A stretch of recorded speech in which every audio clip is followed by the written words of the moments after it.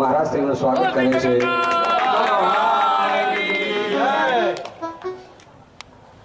नमो गुरुभ्यो गुरुपादुकाभ्यो नमः परेभ्यो परपादुकाभ्यः आचार्य सिद्धेश्वर पादुकाभ्यो नमोस्तु लक्ष्मी पतिपादुकाभ्यः।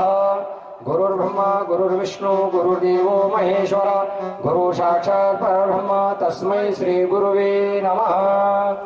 सद्गुरु परमात्मने नमः।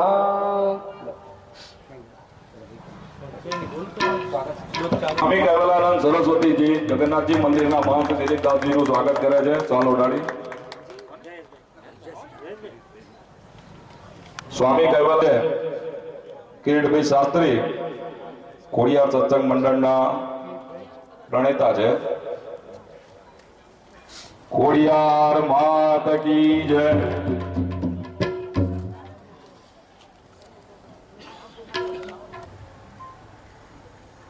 नीला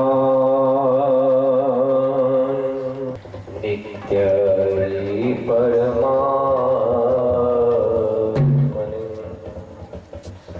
बलभद्र शुभद्रभ्याम्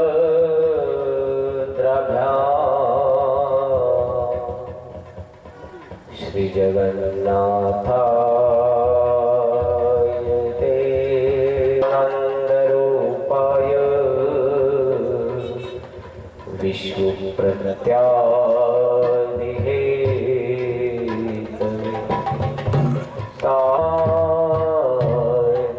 वयं नमः श्री कृष्णाय वयं नमः। बोले श्री भागवत भगवान श्री हनुमान जी महाराज की जय। ओम नमः पार्वती पते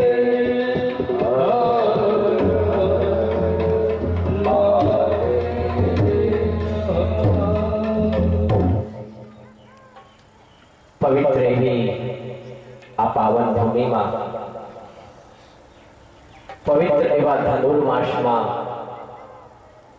राजरत्न बंगलोस ने आ पावन भूमि में एमना परिवार द्वारा आयोजित श्रीमद् भागवत सप्ताह ज्ञान यज्ञना आजना मंगल प्रारंभे मंगल समय व्यासपीठ पर विराजमान परम वंदनीय प्रणव आश्रमना एवं व्यासा स्वरूपे श्री परम पूज्य स्वामी श्री केवलानंद सरस्वती जी महाराज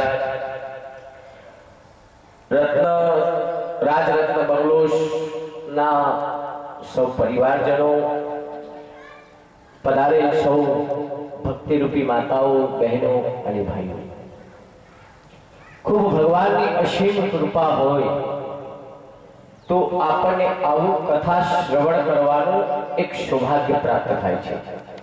संपत्ति અને સંતતિ तो बहु लोको पाछे होय छे पण ए संपत्तिने ने संपत्तिने कया कार्यमां वापरवी ए ईश्वर कृपाथी वपराय छे। आज राजरत्न बंगलोस परिवार द्वारा श्रीमद् भागवत कथा ज्ञान यज्ञनु श्रवण करवानो जे एक सौभाग्य प्राप्त ગોસ્વામીજીએ રામાયણમાં લખ્યું છે, પુણ્ય બળે જબ મિલે સત્સંગ, પુણ્ય બળે જબ મિલે સત્સંગ, પુણ્ય બળે જબ મિલે સત્સંગ।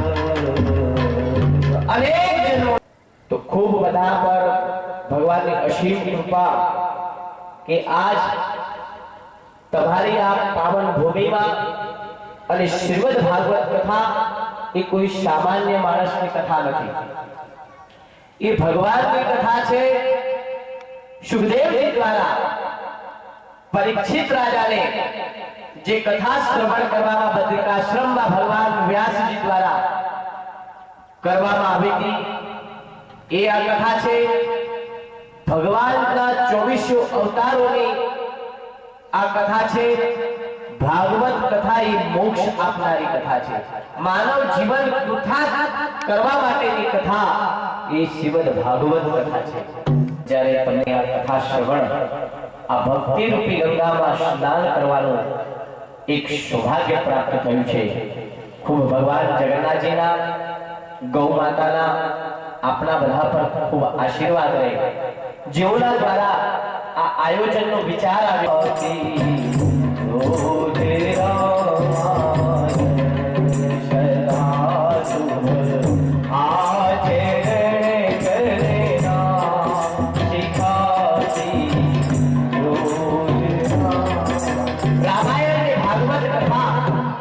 કોઈ સામાન્ય માણસની કથા નથી, ભગવાન શ્રી રામ અને કૃષ્ણની કથા છે। માનવ જીવન કેવી રીતે જીવવું, એક ભાઈ ભાઈ સાથે કેવી રીતે જીવવું, પતિ પત્ની સાથે કેવી રીતે જીવવું, મિત્ર પરિવાર સાથે કેવી રીતે જીવવું, એ શ્રીમદ ભાગવત કથા રામ કથા શીખવાડી રહી છે। રાજરત્ન બંગલોસના પરિવાર દ્વારા આજ ભક્તિ રૂપી ગંગા તમારા બધાના ત્યાં જે વહી રહી છે, તમે જેટલા બધા ભક્તિ રૂપી ગંગામાં સ્નાન કરી શકો એટલું ઓછું છે।